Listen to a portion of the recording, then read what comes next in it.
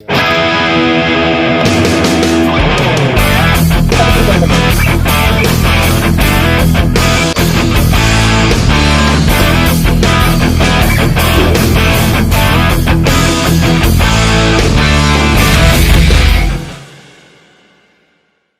2007 में फतवा जारी हुआ था कि मैं लड़कियों को नहीं खिला सकती, अगर खिलाऊंगी तो मुझे समाज से बाहर कर दिया जाएगा। मैंने वो फतवा पढ़ते ही मुझे बहुत गुस्सा आया। मैंने वो फतवा फाड़ करके जो लेके आया था उसी के मुंह पे मार दिया।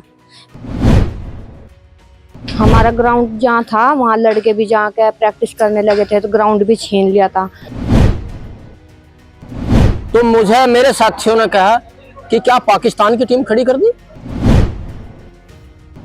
और ये महिलाओं की एक जो है प्रेरणा स्रोत के रूप में जो है यहाँ पे हम लोग सामने रहती हैं। तो मुझे इस बात का दुख हुआ कि क्या मैं मुस्लिम हूँ, ये एक अपराध है। मैंने वहाँ पे लड़कियों को देखा, जैसे जो गेम्स की लड़की थी उनको मतलब कि उनका सम्मान ही अलग था। शुरू में स्टार्टिंग में लड़की अपने भाइयों के लोवर पहन के आती थी आस पड़ोस में कि तुम्हारी जो लोवर रिजेक्ट हो गया वो हमें दे दो, क्योंकि गांव का नाम कभी चोरी चकोरी में आता था। फिर मीडिया ने साथ दिया मेरा, तो फिर हमारा नाम अखबारों में छाने लगा। पानी लेने के लिए जाते थे तो गालियों से नवाजती थी।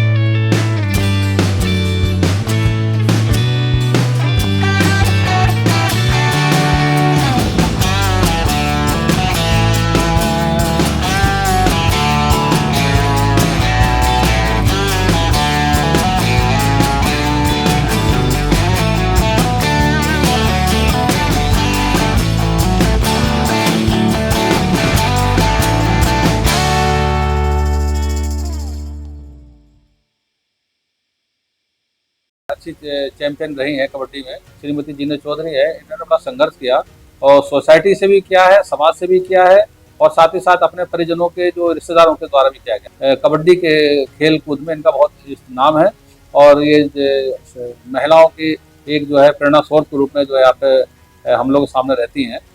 This is the story of Zeenat Chaudhary, a woman who dared to challenge societal norms, fought against prejudice, and created history.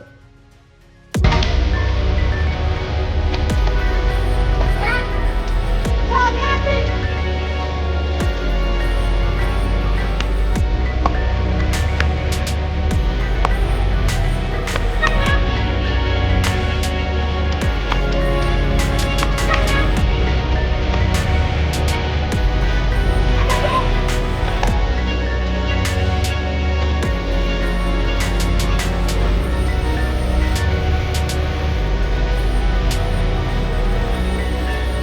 Sir मेरे गांव में मुस्लिम बाहुल्य गांव है। गांव में मदरसा है, वहाँ पर सबसे पहले लड़कियों को उर्दू की तालीम दी जाती थी। मैं भी ऐसे ही पहले उर्दू ही पढ़ती थी। फिर हमारे गांव में 8 क्लास तक का स्कूल है, तो वहाँ पर स्पोर्ट्स का तो कोई काम ही नहीं था। तो फिर 9th में पढ़ने के लिए मैं मुजफ्फरनगर गई थी। मुझे नहीं पता था आगे भी एजुकेशन होती है। तो मुझे इस बात का दुख हुआ कि क्या मैं मुस्लिम हूँ, ये एक अपराध है कि मैं मुस्लिम हूँ तो मैं पढ़ नहीं सकती आगे। मुझे भी आगे पढ़ना है, मुझे भी पढ़ के दिखाना है, मैं पढ़ूंगी आगे। और मैंने टेस्ट पास किया, उसके बाद मेरा एडमिशन हो गया था। मैंने वहाँ पे लड़कियों को देखा, जैसे जो गेम्स की लड़की थी उनको मतलब कि उनका सम्मान ही अलग था, उनका पहनावा भी अलग था। लोअर टी शर्ट वो लड़कियां पहनती थी, हॉकी, मतलब उनका लाइफ स्टाइल देख करके मुझे ऐसा लगता था कि वाह, ये जिंदगी है लड़की की। वहाँ पर खिलाते थे जैसे, तो मैं भी खेलने लगी, प्रैक्टिस करने लगी। पापा से मैंने नहीं बताया, तो कभी मेरे शूज गंदे होकर के आते थे, कभी मेरी सलवार गंदी होकर आती थी, तो मम्मी भी डांटती थी, अब इतनी ड्रेस इतनी गंदी कैसे करके आती है, क्या हो रहा, क्या कर रही तू, इतने गंदे। तो मैं झूठ बोल देती थी। तो एक दिन मेरे कपड़ों पे पूरे पे मिट्टी लगी हुई थी, तो अम्मी बोली कुछ कर रही है, कहाँ गई थी ये बता। मार पड़ी तो मैंने बता दिया कि अम्मी मैं वहाँ पे खेलती हूँ, वहाँ पे खिलाते हैं। तो हाँ, तो अम्मी ने सोचा कि स्कूल में भी ये एक सब्जेक्ट होता होगा। अम्मी अनपढ़ थी कि ये सब्जेक्ट, बोली कि मेरे बस की नहीं, इतनी गंदी तो कपड़े करके लाती है। तो एक्स्ट्रा अम्मी ने एक और सलवार बनवा ली मेरी, क्योंकि वाइट ड्रेस होती थी। फिर मैं कलर कपड़े ले जा करके मैंने मैम से बात की कि मैम मुझे पिटाई होती है डेली, मेरी मम्मी मेरे कपड़े नहीं धो पाती, खुद तो कपड़े नहीं धोती थी मैं। तो फिर मैं घर से एक्स्ट्रा कपड़े लेके जाती थी और उस ड्रेस के ऊपर को वे कपड़े पहन लेती थी और तब मैं खेलती थी। फिर उसके बाद वे कपड़े उतार करके बैग में ले आती थी। From modest beginnings to making headlines, Zeenat's journey was filled with challenges, some of them life-threatening. तो फिर मैं स्टेडियम में जैसे लड़कियों को लेके गई, तो वहाँ पे मेरी बात रामपाल सर जी से हुई। वे कोच थे, मैंने उनसे इतनी खुशामद करी, इतनी रिक्वेस्ट की। आपने जो खेल के क्रीड़ाधिकारी थे उनसे रिक्वेस्ट की कि आप रामपाल सर जी को मेरे गांव में भेजे। तो ये भी डरते थे कि मुस्लिम है लड़कियां, मैं कैसे जाऊंगा। बोले कि कोई अरेंज नहीं है। मैं घर से ही किसी किसी की खुशामद कर करके बाइक लेके भेजती थी और फिर उनको बुलाती थी, फिर उनको छोड़ने भी भेजती थी, उसका तेल का खर्च डलवाती थी। कुछ दिन तक ऐसे चलता रहा सर। फिर उसके बाद मैं लड़कियों को सूट सलवार में ही खिलाती थी, क्योंकि गांव में सूट सलवार में तो कोई पाबंदी नहीं थी। तो लड़कियों ने खूब अच्छा खेलना शुरू किया, कुछ प्रोग्रेस हुई तो दौड़ते थे तो उनके पैर सलवारों में अड़चते थे। फिर उन्हें कहा कि ज़्यादा भारी मत पहनो, कम हल्की सलवार पहनो। हल्के बलों की सलवार पहननी शुरू करी, लेकिन सलवार तो सलवार है, हम खेल नहीं पाते थे। फिर उसके बाद लोअर आया, लोअर पहनना स्टार्ट कर दिया। लोअर के पैसे भी लड़कियों को नहीं थे, क्योंकि कौन मुस्लिम लड़कियों को लोअर खरीदवाता है। शुरू में स्टार्टिंग में लड़की अपने भाइयों के लोअर पहन के आती थी आस पड़ोस में कि तुम्हारी जो लोअर रिजेक्ट हो गया वो हमें दे दो। वो पहन के लड़कियों ने प्रैक्टिस की है सर। और रामपाल सर जी जब कुछ स्टेट पे नाम होने लगा, क्योंकि गाँव का नाम कभी चोरी चकोरी में आता था, फिर मीडिया ने साथ दिया मेरा, तो फिर हमारा नाम अखबारों में छाने लगा। तो कुछ लोगों की, जो शिक्षित लोग थे, उनकी सोच बदलनी शुरू हुई। और सर बहुत डर लगता था, क्योंकि कोई लड़कियों के लोअर भी उठा के ले जाता था ऐसे दीवार पे से, ऐसे जैसे ईंख है वहाँ पे दीवार नहीं थी, तो ऐसे लड़कियों को डरे मारते थे। पानी लेने के लिए जाते थे तो गालियों से नवाजती थी कि ये तो ऐसा काम कर रही है, तो अच्छी लड़कियां नहीं है, हम पानी नहीं देंगे अपना। चल रहा था सर जी, बस धीरे धीरे स्ट्रगल चल रहा था। पहले सूट सलवार में खेलते थे तो रामपाल सर जी गुस्सा हो जाते थे। जब हम टीम के लिए स्टेट पे जाते थे तो बोलते थे कि मैं नहीं साथ लेके जाऊंगा, और कोई देखता है तो क्या कहता है। तो हम वे लड़कियां क्या करती थी, अपनी लोअर टी शर्ट अपने बैग में रखती थी। सूट सलवार पहन के हम गांव में से निकल लेते थे। कुछ लड़कियां क्या करती थी, लोअर टी शर्ट पहन ली और उसके ऊपर सूट सलवार डाल लेती थी, और स्टेशन पे जाने के बाद ऊपर के कपड़े निकाल करके अपने बैग में छुपा लेती थी और लोअर टी शर्ट पहन करके स्टेज पे चले जाते थे। शॉर्ट में जब खिलाना शुरू किया तो कुछ लोग मेरे पास आए कि ये गुनाह है। फिर मैंने उन्हें एक ही बात कही कि जब ये गुनाह है तो तुम देख रहे हो ये भी तो गुनाह है। तुम गैर लड़की को देख रहे हो कि लड़की ने किस कलर का क्या पहना है, वो कितना पहना है, तुम देख रहे हो, तब दिख रहा है ना। तुम नहीं, तो गैर लड़की को, जैसे औरत को गैर मर्द को देखना गुनाह है, तो मर्द को भी तो गैर औरत को देखना गुनाह है। तुम क्यों देख रहे हो लड़कियां क्या पहन रही है क्या नहीं पहन रही। तो उनके पास मेरी इस बात का जवाब नहीं था, तो फिर वे वापस चले गए थे। और मैं इस नाम से मशहूर हो गई थी कि ये किसी का कहना नहीं मानती। In a conservative Muslim-dominated village, opposition came in many forms. Stones hurled during matches, jeers from onlookers, and even a fatwa against Zeenat for encouraging girls to play. Sir 2007 में फतवा जारी हुआ था कि मैं लड़कियों को नहीं खिला सकती, अगर खिलाऊंगी तो मुझे समाज से बाहर कर दिया जाएगा। मैंने वो फतवा पढ़ते ही मुझे बहुत गुस्सा आया। मैंने वो फतवा फाड़ करके जो लेके आया था उसी के मुंह पे मार दिया। मैंने कहा मुझे इस बिरादरी की बात कर रहे हो तुम, जो मेरी बिरादरी है, जिस कौम में पैदा हुई उसमें से मुझे किसी की ताकत नहीं कि कोई निकाल देगा। फतवा भी लगा गया था।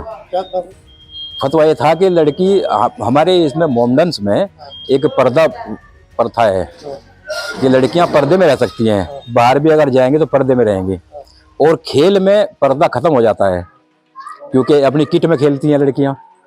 तो उसमें फतवा लगाया गया कि लड़कियां, मोमडन लड़कियां ऐसी किट में खेलती हैं जिसमें जो पर्दा खत्म हो जाता है।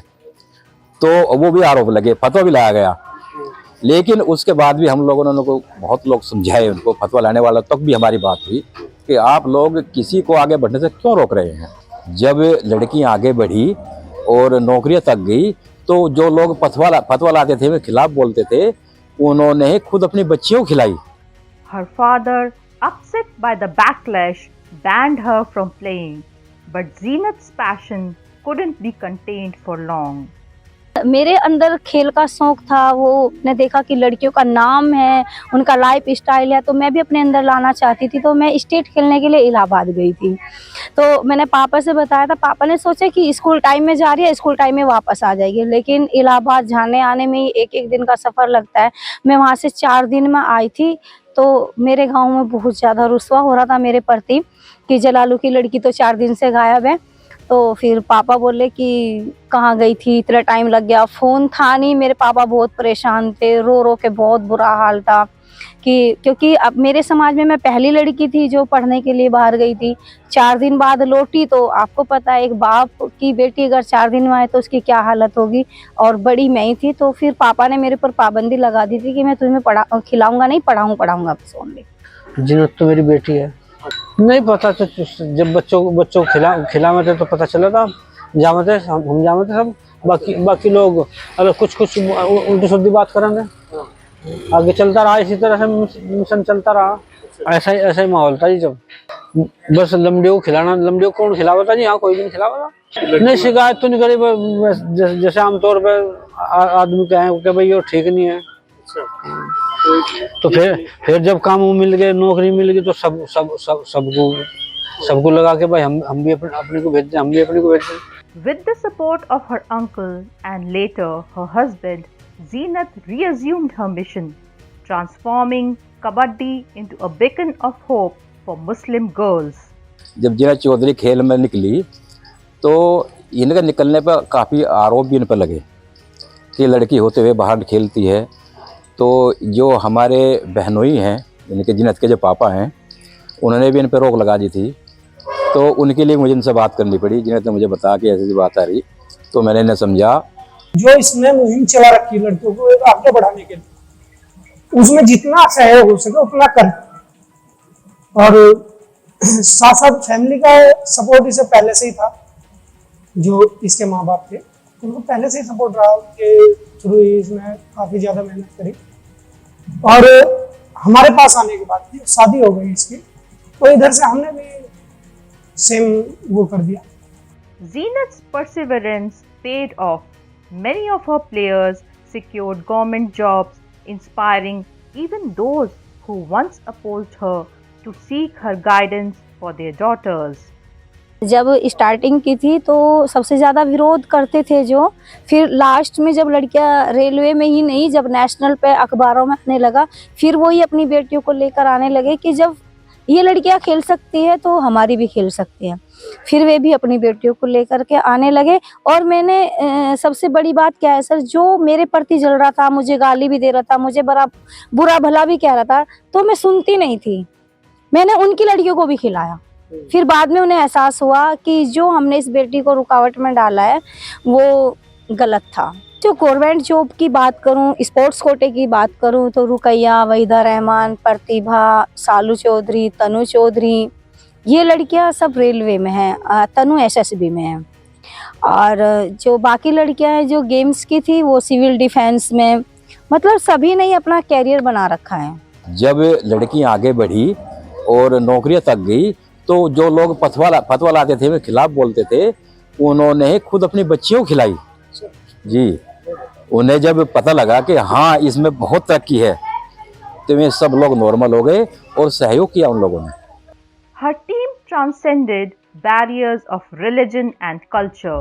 Hindu and Muslim girls played together, celebrated together, and forged unbreakable bonds.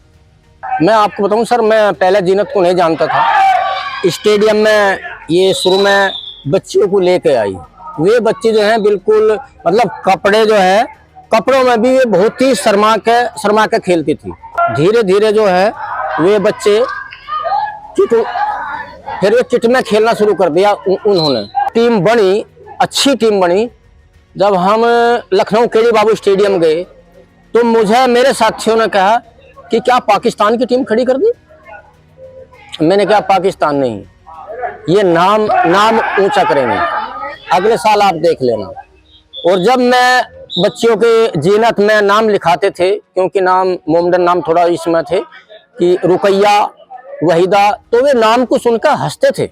और एक मुस्लिम त्योहार आता है, उसको जो वो रात में शबे रात कहते दिखे, शबे रात, तो मुझे बड़ा अचंभा हुआ। जो हमारी हिंदू लड़की थी, ये जो मुस्लिम लड़की थी जो शबे रात में पूरी रात जागती हैं हमें, उसने कहा कि हम तो आपका खाना बनाएंगे और आप जो है अपना जो भी उनकी पढ़ाई थी, वे इबादत जो भी करते थे, पूरी रात उन्होंने करी। जो हमारी हिंदू लड़की थी, मैं कुछ नहीं कहा, जीनत ने कुछ नहीं कहा, मतलब इतना सहयोग उनमें था कि उन्होंने खाना बनाया और इन्होंने पूरी रात इबादत करी और उसके बाद खाना खाया। Zeenat Chaudhary's story is not just about kabaddi. It's a tale of courage, perseverance, and transformation. A story that broke barriers and redefined a village's future. ये तो है जो मुस्लिम में होती है, क्योंकि पर्दा होता है उन पे, सो वे बहुत ही कम बाहर निकलती है, अपने घर से ही मतलब रखती है, तो बड़ी मुश्किल होता था। हमारे पूरे ही खानदान में मौलवी है, तो इसीलिए वे मना कर रख रहे थे। फिर भी मैंने पापा से रिक्वेस्ट करी, पापा ने कहा कि चलो खेल लो, देखते हैं क्या होता है। मैंने 2008 में शुरू की थी, गांव में ही करते थे हम प्रैक्टिस। मैं 4 नेशनल, एक जम्मू कश्मीर, हिमाचल, पंजाब और गोवा। एक बहुत ज़्यादा दिक्कतें आती थी, सब मना करते थे। हमारा ग्राउंड जहाँ था वहाँ लड़के भी जाके प्रैक्टिस करने लगे थे, तो ग्राउंड भी छीन लिया था। सूट सलवार में हम लोग जाते थे, खेलने के लिए भी बाहर जाते थे, तब जाके लोअर टी शर्ट पहनते थे हम। स्पोर्ट्स में आने के बाद लड़कियां पहले तो वैसे अपने घर में घुट के, कोई ये ना कह दे बाहर जा रहे हम, कोई वो ना कह दे, वो ना कह दे। फिर माँ बाप घर वालों के उसमें भी नजरिए में बदलाव आया कि हमारी लड़की ऐसी है कि वो बाहर भी अपना रह सकती है।